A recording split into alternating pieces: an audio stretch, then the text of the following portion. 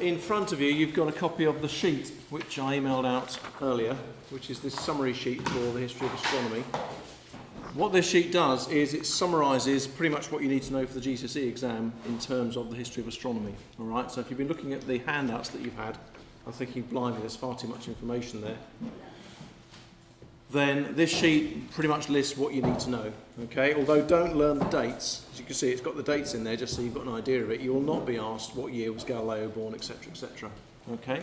There's a copy on the screen if you haven't got a sheet handy, and as I say, I have emailed a copy out to you. Okay. Let's go down then the list. All right. So follow it on the board or on your sheet of paper or the one you've got as a PDF. How much detail do you need to know? Well, you need to know the basic idea that in ancient times, ancient civilizations took very close note of the sky, of the stars, the moon, the sun, and planets. We know from their buildings and all kinds of other things they were very able to make very accurate predictions. But they basically all fit into that top thing, the ancient Babylonians, the Egyptians, and so forth. In terms of moving on our understanding of the sky and what's actually going on up there, the first people to get their own row on my table would be the ancient Greeks, okay?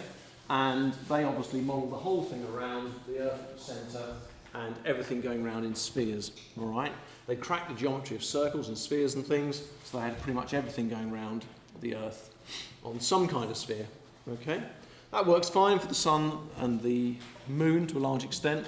The planets cause you all kinds of bother, and that's why on the next line we have a guy you need to know about, is Ptolemy, and his idea of, remember, what was his improvement? It was epicycles, all right? So you've got the idea of epicycles, little circles going round bigger circles, and he found by using several epicycles he could, for example, model the motion of the planet Mars and things like that. Okay. Now we come to an important point, and if you're looking down the right-hand side of the chart, this is pretty much where the This is where the geocentric views pretty much end. All right. People like the ancient Greeks, and there were various other ones, and Ptolemy, whose book we know about epicycles from. That's about as far as you can go. If you convince the Earth's at the centre, then the sun isn't really a problem. As I say, whether we go around the sun or the sun goes around us, you're going to see much the same sort of view. But the planets were the problem, and the ancient world, that's about the best they could do with the epicycles and things. If you want to know a bit of detail, you know also they put the Earth off centre.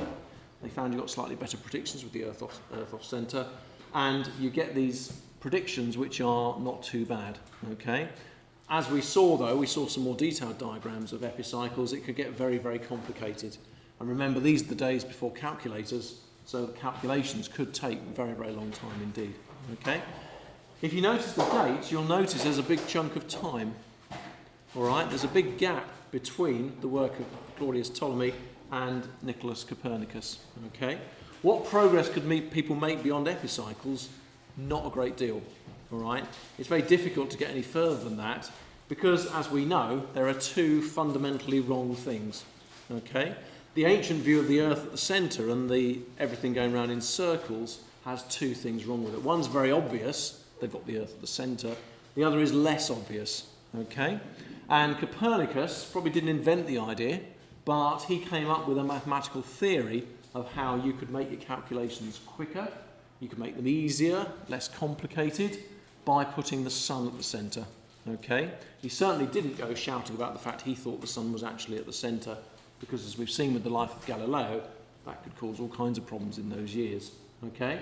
But he came up with a mathematical system which was much quicker, much simpler, because it put the sun at the centre, and so these funny backward motions of Mars and the other planets in the sky can be explained by us, as we talked about, undertaking Mars. If we're going around the sun, Mars is going around more slowly, then what's going to happen is we'll at certain points undertake Mars, and Mars will appear to drift backwards. Okay? So that aspect of it, you can't explain any better. I don't think Copernicus' predictions were any better, but they were just easier to do. All right? By putting the sun at the centre, he simplified the maths greatly. Okay? Now, if we move down, you can see Johannes Kepler is there for the second problem, the less obvious problem, which is the shape of the orbit. All right? Kepler realised, or well, I say realised, spent several decades discovering that, in fact, the orbits of the planets are not best modelled by circles, something I don't think anybody had really questioned before.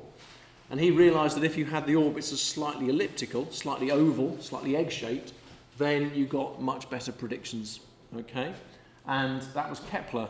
If you're thinking, what do I need to remember for each person? With Ptolemy, it's epicycles. With Copernicus, it's the sun at the centre. And with Kepler, it's the elliptical orbits, all right?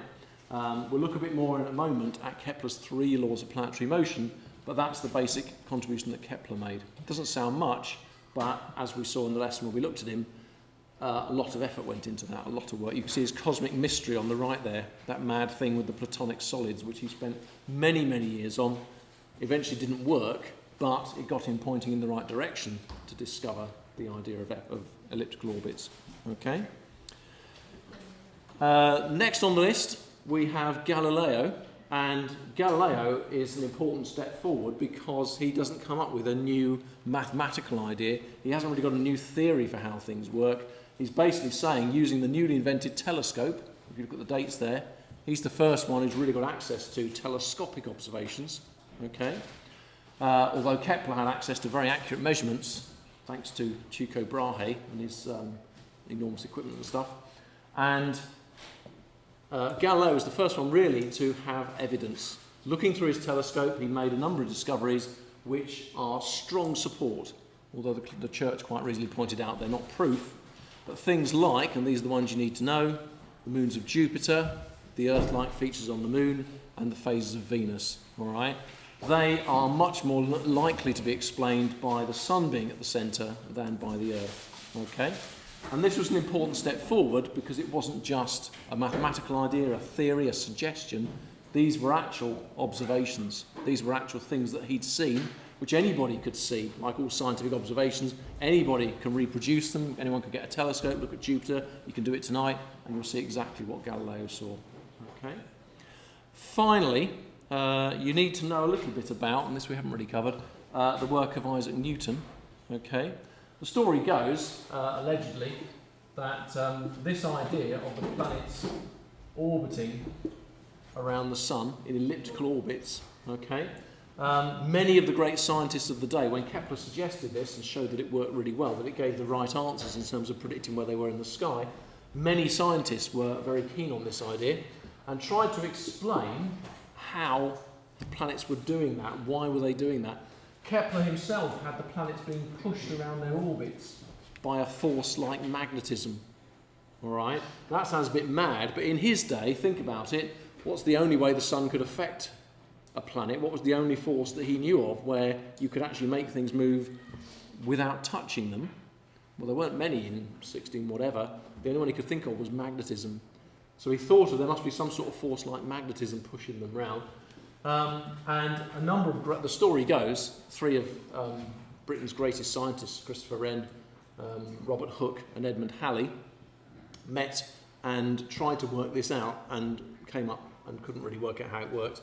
And in the end, I think Edmund Halley was sent to Cambridge to Isaac Newton to see if he could work it out, and it led Newton to the idea that there must be a force pulling the planets towards the sun. Many people had asked the question, what keeps the planets in the sky, for thousands of years and got no answer because it's the wrong question. Planets don't need keeping in the sky. The Earth is awfully big and it's going very, very fast, like a giant sort of articulated lorry. It's thundering through space.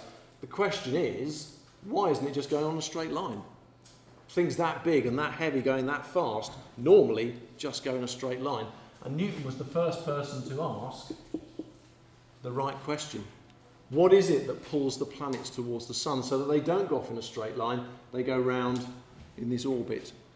What is the force that pulls the moon towards the Earth? And arguably, what's the force that pulls apples to the ground is the famous story, although it's probably not true.